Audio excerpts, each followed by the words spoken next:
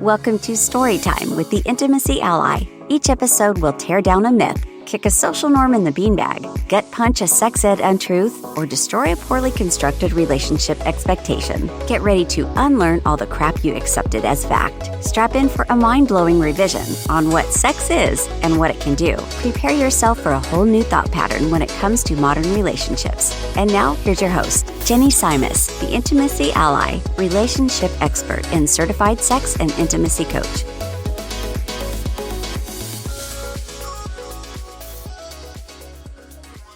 Hello, my lovelies. Welcome back to Storytime with the Intimacy Ally. It is me, Jenny Simus, and I am joined today by Tamara Pincus, who is a licensed clinical social worker.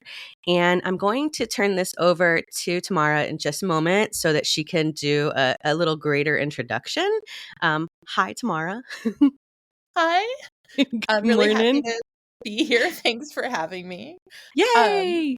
So I'm Tamara Pincus. I am the owner, executive director, I like to say executive succubus, of the Pincus Center. And we do sex therapy for individuals and couples and relationships with more people than that. And then we also do dating coaching, embodiment coaching, which is a lot of Tantra stuff.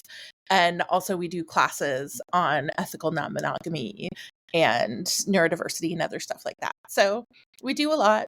I do a lot. Mm-hmm. So yeah. Wow. All of that speaks to me so hardcore, as you know, because I already do I have my certification as a sex coach, and now I'm trying to start my MSW training. So I'm leaps and bounds behind you here, but oh my God, that sounds wonderful that you do all of those different things. So today I wanted to talk to you about that ethical non-monogamy.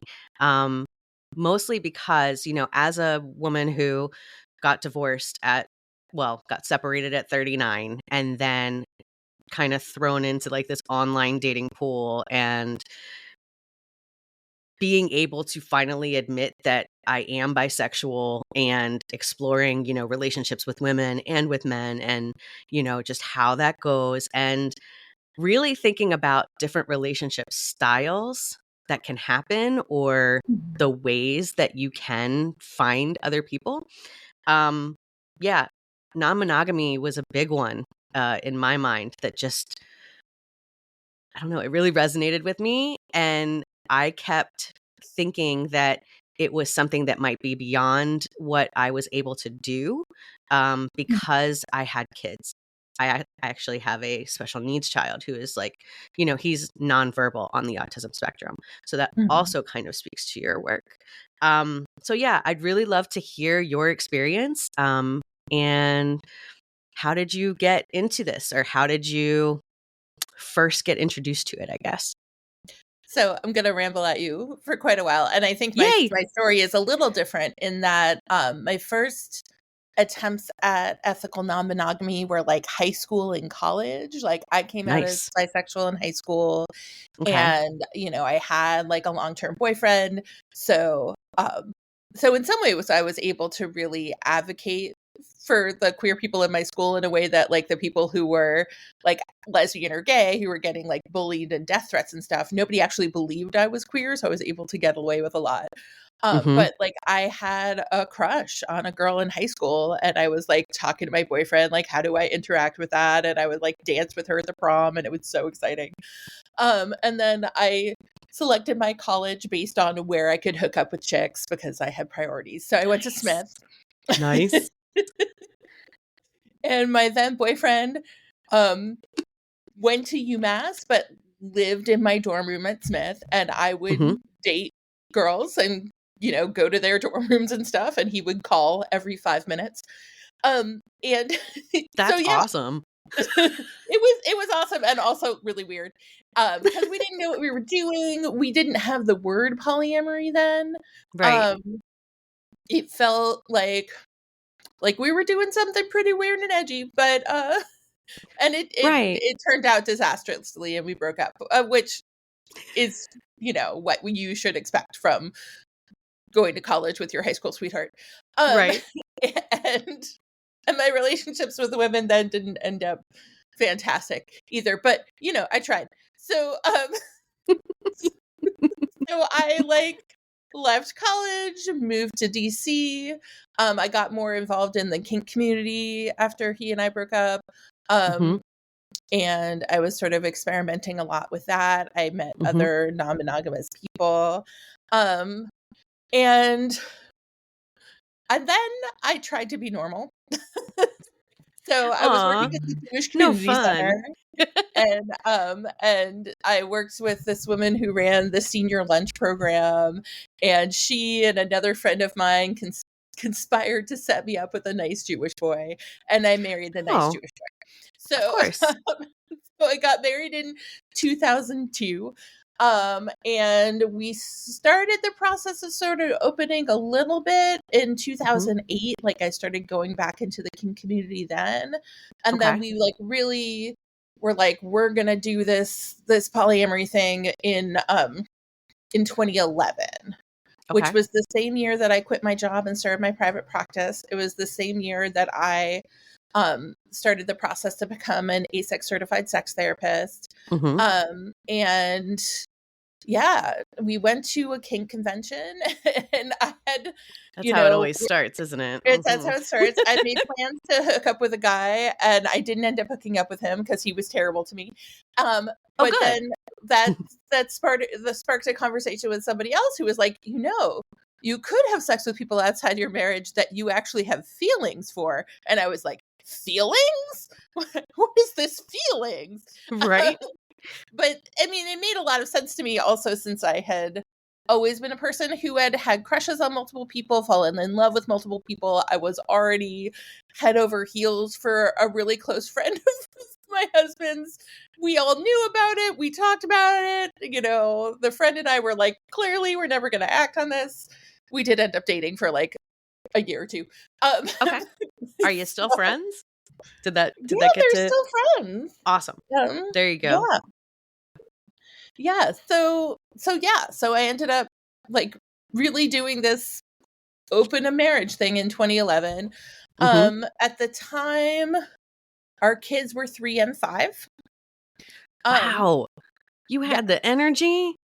This has always been my thing with my friends who are poly. Like when I look at some of the scheduling that has to happen, I am way too scatterbrained for this.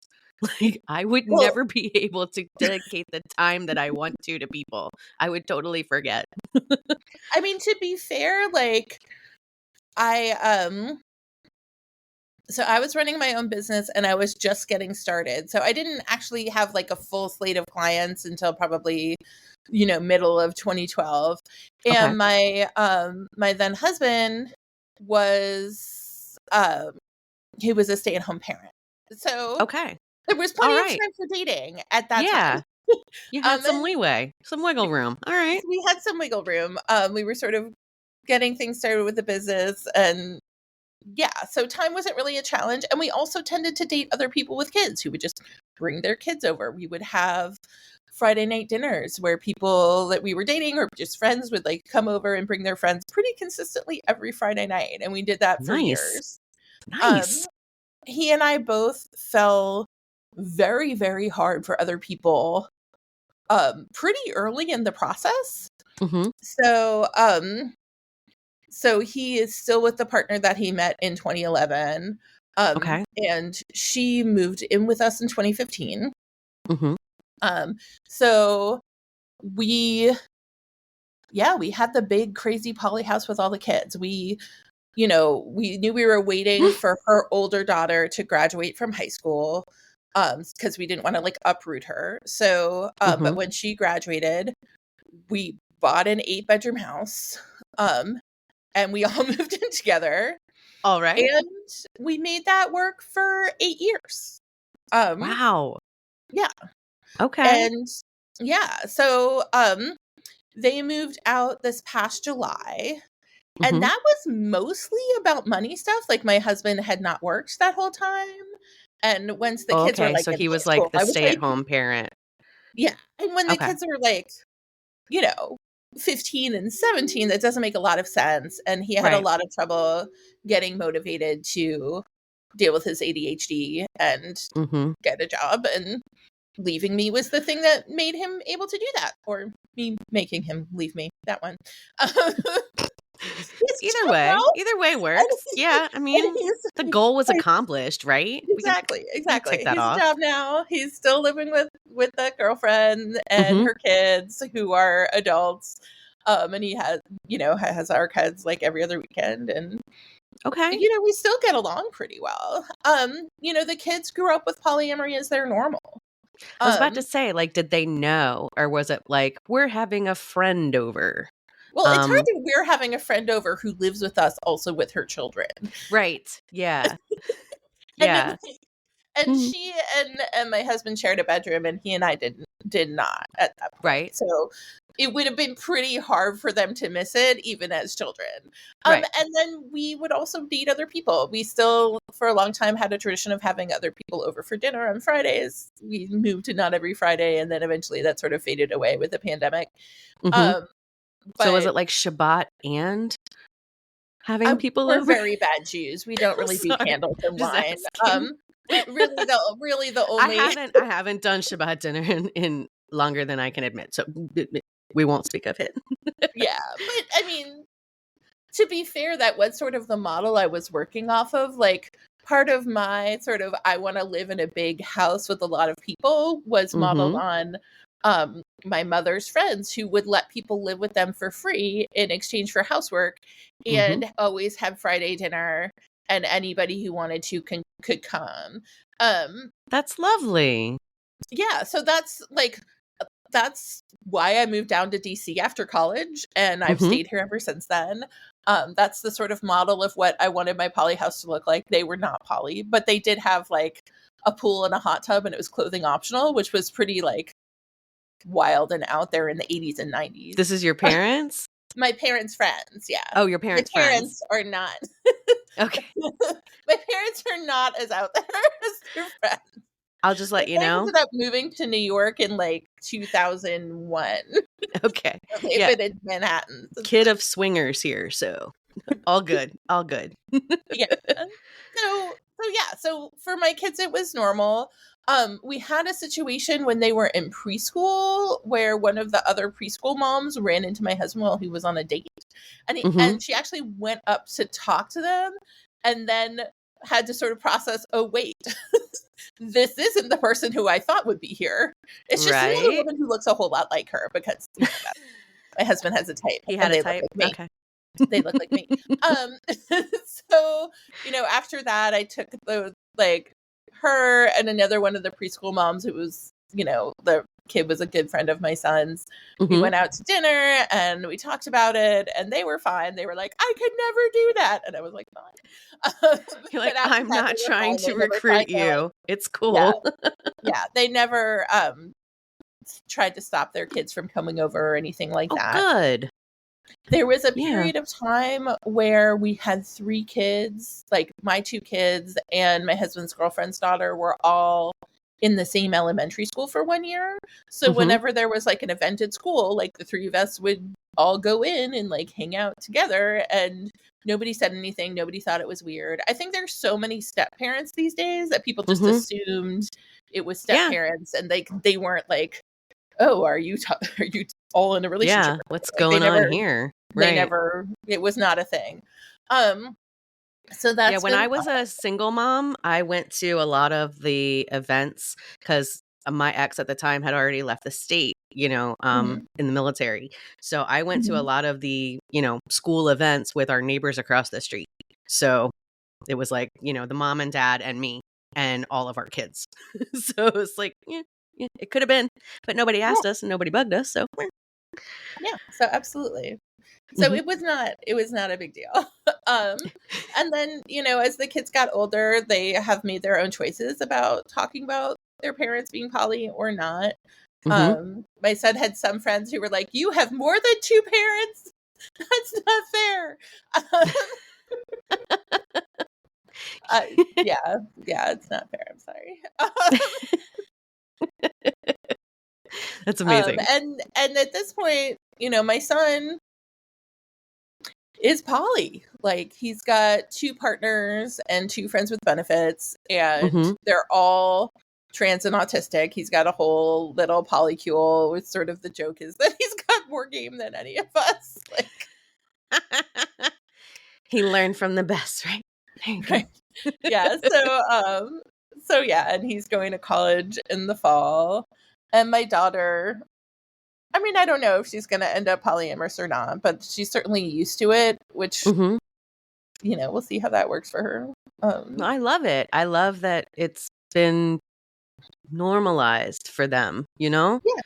that this is a thing that's totally an option. And I really do feel like when women our age, I think we're about the same age, find out. I'm 47. Yep, 43. Find out about these things.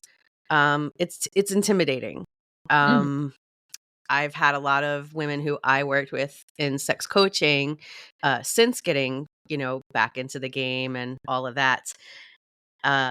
Just have this worry about jealousy. There's this deep-seated fear. Oh, no, I couldn't. I'll be so jealous.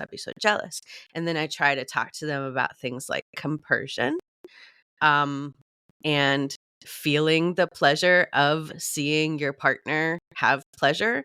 And they're like, what? What are you talking about? Like, that sounds ridiculous. And then I give them some examples of how jealousy is just, it's really unhealthy and kind of mean and not exactly helpful, and that they could explore something where they're trying to not be jealous of having someone who has multiple partners. Sometimes it works out. Sometimes it's like, that does not sound for me. And I'm like, if it does not sound for you, then you don't need to go down this road. But I want them to know that these things exist, like these options of relationship styles. Like, it does not have to be you are only with this one person forever, and if it doesn't work out, then somehow you failed. I'm like, nah, there's a lot of things out there. What do you think about that? I saw you kind of like, what do you mean? Yeah, I mean, I think for me, like, yes, I think people should have access to knowledge about all the possible relationship options. I don't think jealousy is bad or mean. I think jealousy is a pretty normal emotion. And for me, as a person with an anxious attachment, like, I still get jealous. That's a pretty normal part of my experience. And for me, like, jealousy is an emotion like every other emotion. Like, you get angry, sometimes it goes away. like right? Jealousy like that is like that for me too. I feel like I have a whole bunch of things that I do to sort of work with it. Like, I mean, I do try to logic at it. I do try to, like, okay, like, I know you think your partner is leaving, but actually he lives here, and that's probably not going to happen. And like, I don't necessarily get compersion. Like, it's nice when my partner is happy, but like, if I'm downstairs and he's upstairs having sex with somebody else, like, that is not easy for me or fun. But I do it anyway because I'm like, I enjoy being able to have my partners over and be having sex upstairs, and threesomes. So it's kind of like a give and take, like a lot of parts of relationships, a give and take. Yeah. I mean, and I think the book Polysecure was very helpful as far as like having ideas around what to do to take care of myself, what do I need to do to ask other people for support. I mean, I've been in the process of like, how do I ask other people for support when I experience jealousy? And like, for me, I need a check-in, like, after like a closer partner for me goes on a date. Like, I need to check in and know that they're still into me. Like, and that's not logical. Like, I know, like, well, I mean, clearly in a relationship with me, but like, it helps me feel better and work through my stuff. And I don't, like, I think when somebody's like, well, I get jealous, so I don't think I can do it. I'm like, but to what extent are you going to let that feeling rule you? Like, when there's all these other possibilities, when there's a possibility for a level of pleasure and connection and joy that you might not have if you're just in a monogamous relationship with someone you've been with for a really long time. so like for me, there's a lot of upsides to polyamory. And also, like, as I said earlier, I'm just a person who falls in love with a lot of people. I've always been like that. And I have not cheated on people, which thank God. And also that's a surprise that I got away with that. Like, I've had a lot of feelings. Mm-hmm. So like, I think for me, like, this allows me to live ethically as a person who is attracted to a lot of people and who wants to hook up with a lot of people and wants to have sex with a lot of people and experience a lot of joy. Right. So yeah. That's beautiful. So do you have like a main squeeze right now, or are you So like kind of branched out? Okay. I do. So right now I have one sort of main person, Andy, who is my nesting partner. He moved in with me last summer, like a month after my ex-husband moved out. And he had a very good boundary. He was like, I'm not going to move in with you while your husband that you're angry at all the time is also there. I'm like, that's fair. That's probably pretty healthy, man. Yeah. Yeah. No, that was very helpful and healthy. I have another partner, John, who has been my submissive for 6 years. I only see him every couple months or so at this point, because he is a single parent and he lives in Baltimore and I live in Virginia, so it's rough. Okay. All right. And he, like, maybe next time you go see him, we can like arrange to have like coffee or something, because I'm also in Baltimore. He actually, I've only been inside his place once. He usually comes to me. Dang it. All right. I mean, I would go to Baltimore to see you.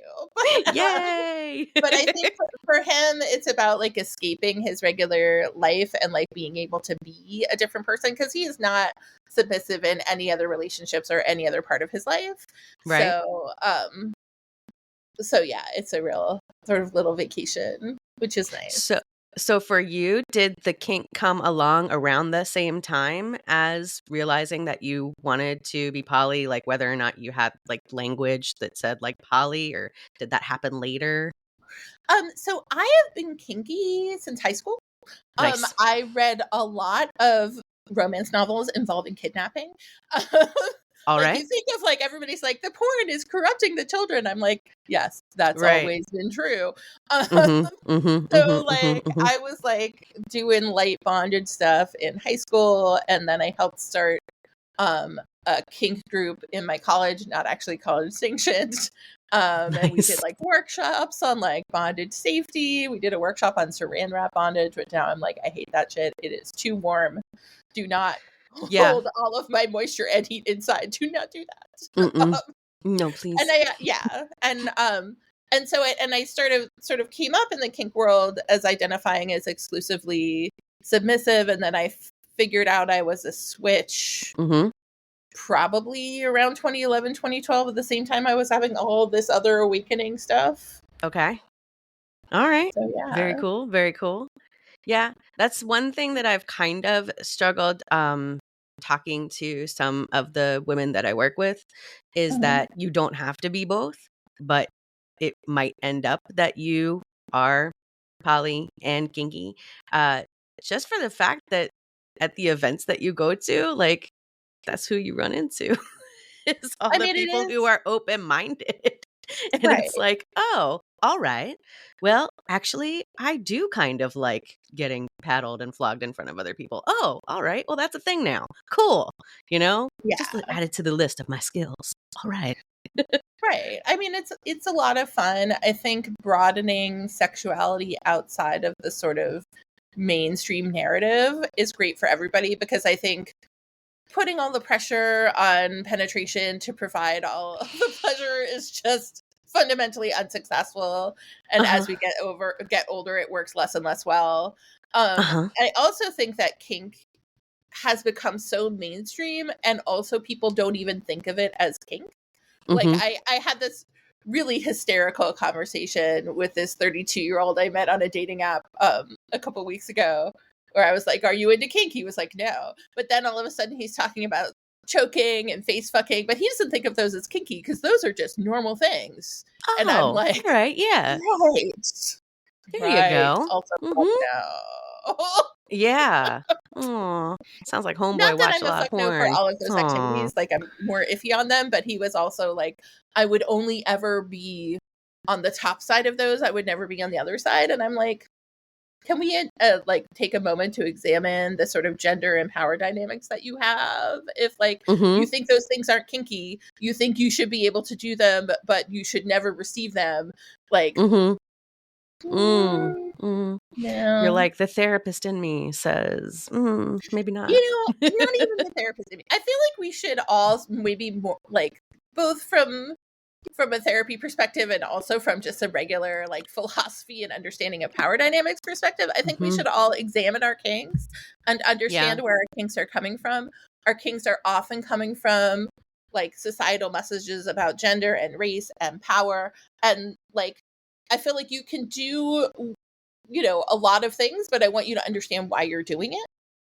Like, particularly with things around interracial sexuality, like, I feel like there's a lot of fetishization that goes on. And I feel like if that's what you're doing, why? And what are the ways you can use that to undo like racism and sexism in your brain as opposed to reinforce racism and sexism in your brain? Yeah. And who is this for? That the school of consent always clicks in my head whenever I start to think about engaging in something like that. Is that who is this for? Right. And are we seeing everybody as a person? Because I feel like there's a lot of objectification in ways that are not necessarily consensual. Oh yeah. Did you get to go to that sexology summit that they had in DC by pleasure professional or sexpert consultants? It was not this past spring, but the one before. It was amazing, and it was all BIPOC. Amazing presenters. We'll have to talk about it at some point. Yeah.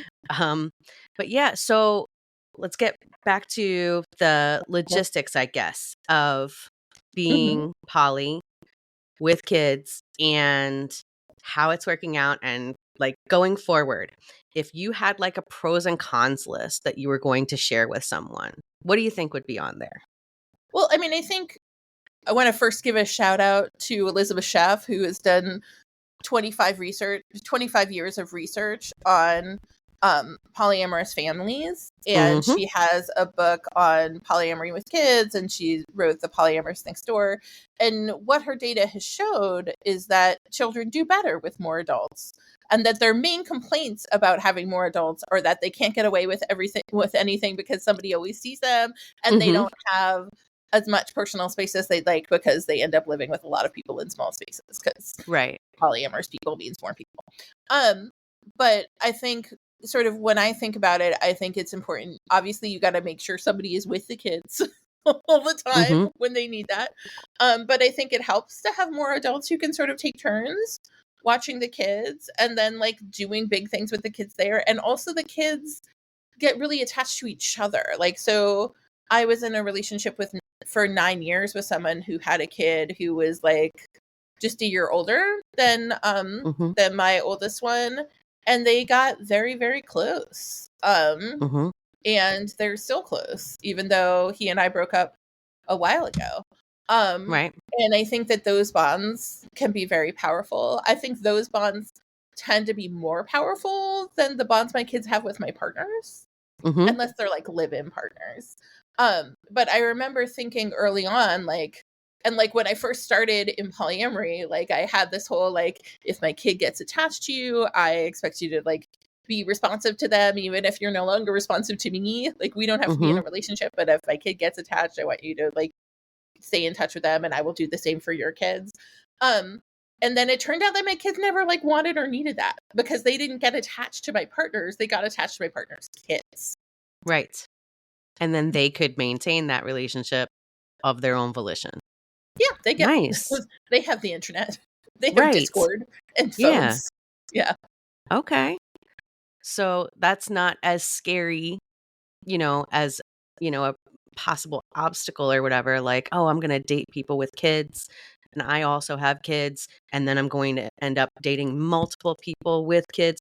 No, it doesn't have to be that scary. I Yeah, like it that. doesn't have to be scary. It doesn't have to be bad. Like I think kids do well with like arranged play dates when they're younger, and then when Mm-hmm. they're older, like having other people that they can sort of keep in touch with and be able to talk about what it's like having poly parents and what it's like being a Mm-hmm. little bit different. And also whatever other stuff comes up for them. Like I feel like my kids have a whole lot of complex conversations about gender and new ideas about gender that we did not have.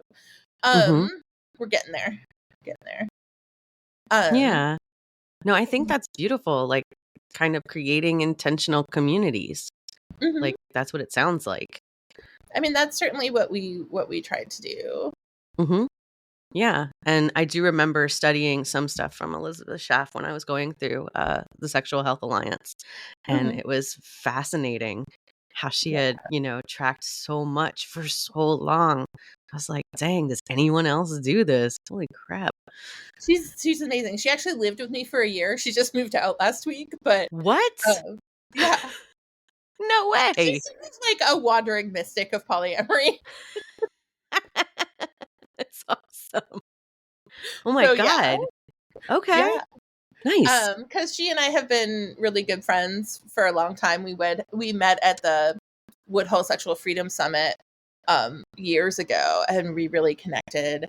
And she was sort of looking for a place to settle, and she thought maybe she would end up doing policy work, and so she came to DC and lived with me for a while, which was wonderful. But then she decided to go back to the West Coast to be near her kids. So Right. Happens. Woodhull yeah, was and at that sexology summit that I went to. So that was my first uh introduction to them. yeah, they're amazing. I love what they're doing. Mm-hmm. So I miss their conferences. So that is sad. Right. I'm Well, on their advisory board. are there any things that you would caution people about if they were considering to, explore poly? I mean, I think we all get this message that you have to be super careful about introducing your kids to new partners. I don't Mm-hmm. worry about that as much because, like, if it's like a one date wonder, like, your kid isn't going to get attached to that person. So it's just a question of, like, don't leave strangers alone with your kids ever. Mm-hmm. Like, I feel like Right. those are the Like places you where, like, would any kind of dating relationship style. Yeah. or any friends. Like, I don't think you Right. should leave friends alone with your kids unless you have a long-standing relationship and a lot of reason to trust them, because Right. the people who are dangerous are actually the people who are close to you and not the people who are far away. Mm-hmm. And I don't think being polyamorous means you have a higher risk of that. I think it's actually a lower risk because I think we actually have conversations with our children about sex and consent and like Mm-hmm. what it looks like when something is wrong, as opposed to like, we don't talk about sex. You shouldn't talk about sex. So if something creepy happens, you're not going to say anything because that's fucking terrifying. Right. Yeah. Okay. So, I mean, I think don't let yourself get so distracted you stop paying attention to the kids. I think that is a risk. That like All right. new relationship energy means that you have forgotten that you have children and like they need attention. So like pay attention to that. All right. Fair enough. Yes. Have you seen that happen? I've seen people get pretty distracted with new Okay. relationship energy. Gotcha. All right. So for you, the jealousy is not like a reason, hey, don't explore this. So I kind of like Yeah, that. no. Yeah. Well, and I think if you are having trouble managing your jealousy, like getting therapy about it, I was about to absolutely. say, go to therapy. I know this great therapist. Yeah, he can help with that. But also I think I think one of the things that's happening now is a lot of people are realizing that they are polyamorous, that they're people who just fall in love a lot and they're in these monogamous relationships. And I think Mhm. sometimes the jealousy in that situation can be much harder because the other person didn't consent to that. And Mhm. they have to figure out whether like the jealousy is going to be enough to pull them all the way out of the relationship or not. Right. And I think that space is really hard. I think it's really important for like the polyamorous person in those relationships to really um take things slow and take care of the emotions of the person who did not see this coming. Right. Um so Yeah. yeah. Also Elizabeth Schaff is running a class on monopoly relationships that I think starts at the end of April too. Oh, all right. If you send me the link, I can put it in the show notes maybe. Sure, absolutely. Yeah. So I guess all I want to know for now then is, how can people find you? How can people work with you? Are you accepting new clients? Are you running new things that people, might be able to engage in with you? So I am accepting new clients right now. Probably not a lot, but I have a few spaces. My practice has a fair number of spaces, and everybody in my practice is either polyamorous themselves or very well equipped to work with that. Okay. We also are going to run a series of classes on polyamory over the summer with Rebecca Rose Vassy, who's my education director and marketing director. We have that monopoly class coming up with Eli Sheff. And yeah, the way to find me is tamarapincus.com. We have a mailing list, so we can send you information about what we're doing if you're curious about that. We have a class coming up, I think it's next week, on just managing ADHD, because I think there's a big overlap between neurodiversity and polyamory that is not necessarily talked about, but is also a major thing that is happening. Right. Yeah. Okay. Yeah, it'll be nice to see if there's research about that coming, in the next couple decades, I guess. I don't know that there's research about it. I actually run a munch, and it's Nerdy and Flirty, the munch for polyamorous nerds. Get and I would say the percentage of neurodiverse people. I do too. I love that. First Tuesday of the month in Merrifield at the Caboose Commons. We will be nerdy and flirty. There's usually 40 or 50 of us, and it's a pretty neurodiverse crowd. I'm writing that down. Very cool. And is that so that's in person? That's in person, yes. Okay. And is all the stuff that you're doing in person, or are there online things that are happening? All of our classes, like our polyamory classes, the monopoly class, those things will be online. And also Rebecca Rose Vassy runs the polyamory tea house, I think. It's tea something, at the DC Center, which sort of grew out of the poly discussion group that I ran at the DC Center for 12 years. And then I was like, 12 years is a long time, and I can't have these same discussions anymore. Love y'all. Like, I'm done. I'm done. I'm over this. So that's like a free online thing every month. And then if people like Rebecca, she also does polyamory coaching. She's been doing polyamory longer than me. Okay. All right. Very cool. Well, I can't thank you enough. I feel like we could talk for another 2 hours, but I gotta wrap. But unfortunately, other things. I want to thank you so much for coming on. I hope you'll be back. I will definitely add whatever links you like in the show notes so that people know how to find you and learn more stuff from you. And I want to thank everybody for coming out and listening. And thank you for joining us on Storytime with the Intimacy Ally, where we say, fuck no to the status quo. Absolutely. Thank you. Thank you for tuning in to Storytime with the Intimacy Ally. We hope you learned a bit more about putting the fire back in your romantic relationships, exploring communication and emotional readiness in all relationships, and how to expand your definition of intimacy so you can reach your relationship goals. Go to theintimacyally.com to subscribe and never miss an episode. Follow the links in the show notes to social media and events. Till next time, keep on learning, growing, and thinking. Storytime with the Intimacy Ally podcast is meant for educational and entertainment purposes only and should not be considered as health or mental health advice.